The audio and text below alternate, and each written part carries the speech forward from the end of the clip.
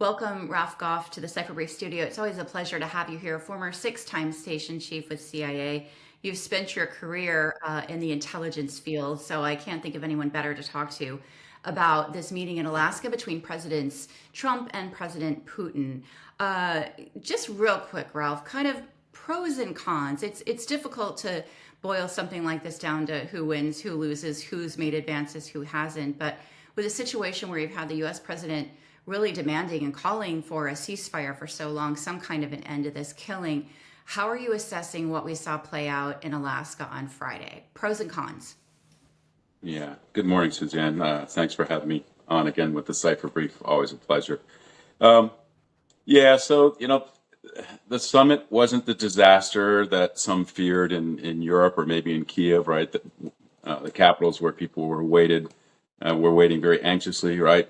Nothing was really given away, right? But it wasn't a success either in terms of we don't hear anything about a follow-on meeting, right? President Trump was keen to have a follow-on meeting with President Putin and President Zelensky and himself, right? So we haven't heard anything about that. I think in terms of winners and losers, I think on this one, Putin comes out slightly ahead, right? For instance, for one thing, there's no mention of any intensification of sanctions on Russia, right? Which is something that Putin, I'm sure, was desperate to avoid. There was also, President Trump mentioned something about seeking a comprehensive peace agreement as opposed to a ceasefire followed by talks, right? Which is the latter is what the Europeans have been pushing for in Kiev as well. They want to, a ceasefire and then engage in talks, without any agreements or anything in place. That's more of what Putin was looking for, right? Comprehensive peace talks while he continues to eat territory in Ukraine and continue to bomb their cities. So as for that, it's maybe not a green light for further aggression, but definitely not a red light.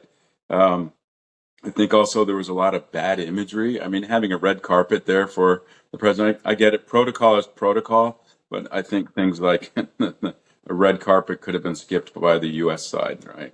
And again, Putin also, he gets a boost with his, domestic constituency, right? He was invited to the United States, not vice versa, right? And so that'll play well back home, and may not play well in other capitals. I mean, there's all this criticism that, oh, well, Putin's a war criminal and he gets travel to the U.S., blah, blah, blah, right? That's kind of an empty argument, but nonetheless, it is an argument that has traction in some capitals. I think, too, Ralph, there's a lot of concern about how the president is perceiving Putin as it's a friend or someone who actually is leading this war in Ukraine that has been, killing Ukrainians for 3 years now, nearly. We're coming up on that mark. And I'm curious, let me just ask you from the perspective of someone who let's just say has experience in understanding how to manipulate other people to get them to do what you want them to do, which is basically your job. You Right. see these elements at play, or is this just a bunch of talk by critics of Trump? Do you actually see when President Trump comes out of a meeting like this, where he has expressed that he's tired of the killing in Ukraine, he wants a ceasefire, but then he talks about the election results?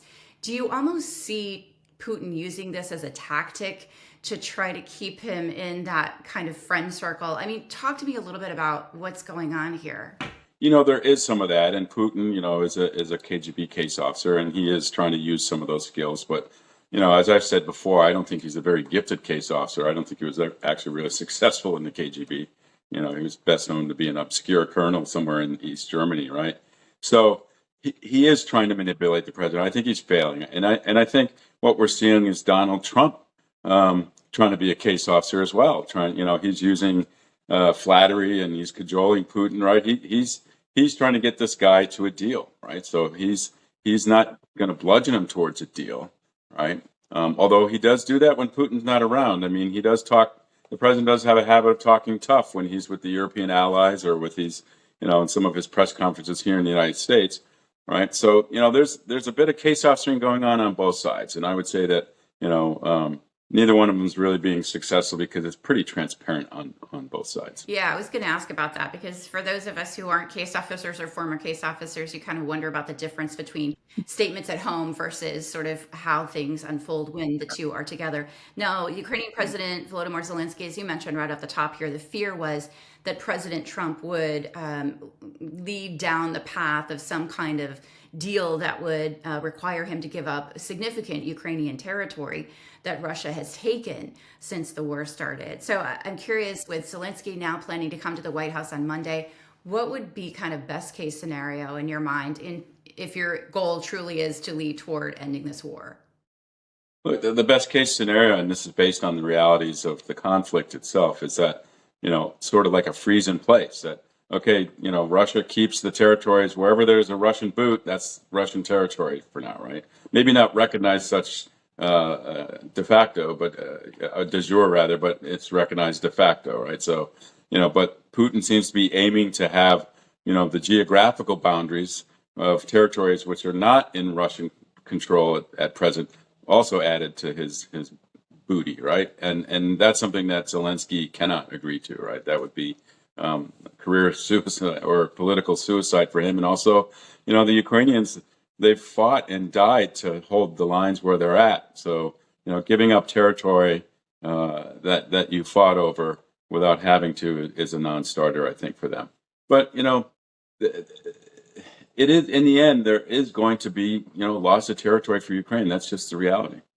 And they know that. I was going to ask you that very question. You've been to Ukraine. We've been fortunate enough to travel with you on several trips to Ukraine over the past few years. And there has been a sense, Ralph, that Ukrainians are ready for this war to end. And you mentioned something interesting, which is that the Russian president really does not want these sanctions that President Trump is promising. So how desperate do you think the situation is on the Russian side to end this war? Because this window that President Trump has given them, they have used it to increase the numbers of attacks on Ukrainian cities, for example. Well, the situation is not desperate enough to force an agreement by the Russians, right? It's not there yet, but the potential exists. I mean, the president has some tools at his disposal, right?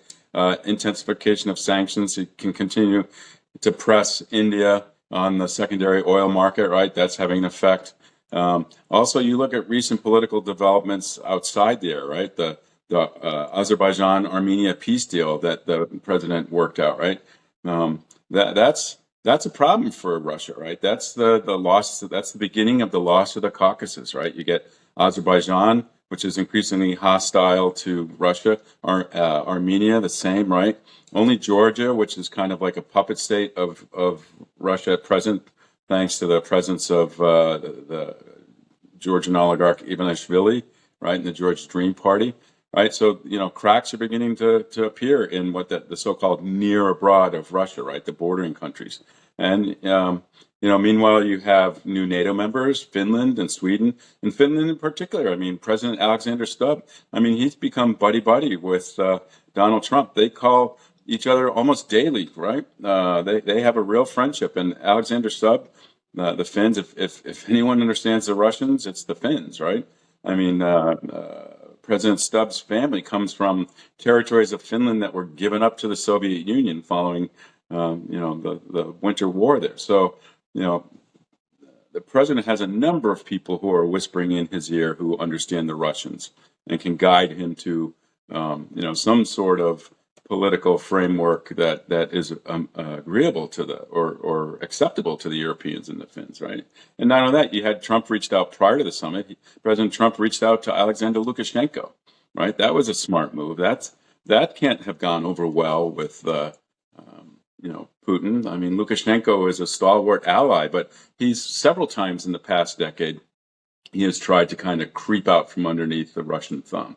And so, this is another pressure point that President Trump can use to kind of guide Russia down the path that is, desired by Europe and the West. So if you were, given all these things, and I'm glad you brought up the Azerbaijan-Armenia agreement, which we talked to you about at length when that happened just over a week or so ago now.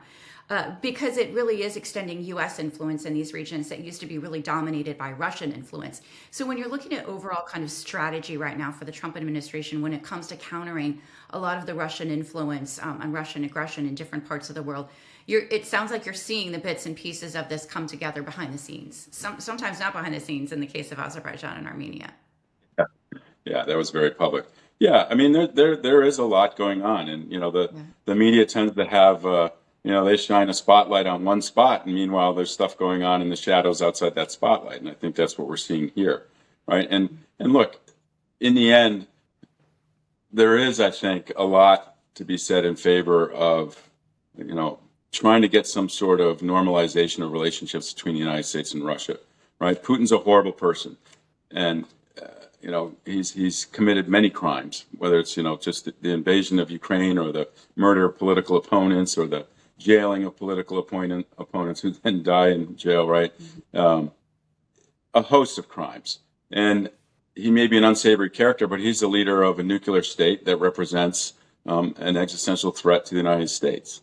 Right, so there is logic behind trying to force some sort of better relationship between Russia and the United States, and always with the hope that in the background, Putin's time will come to an end, whether naturally or unnaturally. Right, so I give President Trump credit for trying to find a new way to deal with Russia. That's just realpolitik. This is something that Henry Kissinger would have done back in his prime. Yeah. It'll be interesting to have a conversation with you at the appropriate time, Ralph, there's always been a fear about what would follow Putin in terms of, or who would follow Putin in terms of leadership Yeah. of Russia, and what that would also indicate. In terms of just next steps when it comes to whether or not we are going to see a ceasefire in Ukraine and whether we are going to see any quicker progress toward ending this war, it's always hard to ask anyone to look into a crystal ball because none of us really knows at this point. But I'm curious, what are the key things you're going to be looking for that are going to indicate some kind of progress toward an actual end to this war? Yeah, I mean, well, I was hoping we'll have a ceasefire before early September when I travel there to Ukraine, for purely selfish reasons. But Mhm. I think the things to look for are, when the president has his conversations with the European allies and has his conversation with President Zelensky, we want to see signs that there's, consensus there of where to go next, Mhm. and not arguing as we've seen in the past, right? So I think a good sign for the West would be consensus there. And also, from the Russian side, they can do a lot here. They can tone down their attacks on civilian infrastructure and civilian targets in Ukraine, right? They're not going to stop fighting in the east. They're not going to stop fighting on the front, right? That they continue. But, they could throw President Trump a bone here and say, declare some sort of, moratorium on strikes in against civilian or infrastructure targets. I think that's a long shot, but it's something that if we saw that would be hugely positive. I just don't think we're going to see it. Right. In the meantime, look, there's some improved prospects for the Ukrainians too. I mean, there's a lot of rumors of them developing a ballistic missile capability of their own and being able to strike deeper into Russia at more strategic targets, right, as opposed to drone strikes. So, I mean, there's still stuff coming yet to come to play in this war that could have an impact there. Yeah. And meanwhile, the Europeans, let's not forget, NATO's, the president forged a pretty good consensus with NATO, right? The NATO summit was a big victory for the president in terms of military spending. And the Europeans, they're stepping up. They're taking matters into their own hands. So we'll see what comes out of Paris. We'll see what comes out of Berlin. We'll see, what kind of statements come from NATO as the dust settles from the summit. As the dust settles, I think that's a great way to put it. Ralph Goff, it's always so good to see you. I really appreciate you taking the time to help put some context around this for us as we're thinking about what happened in Alaska and what's going to happen next.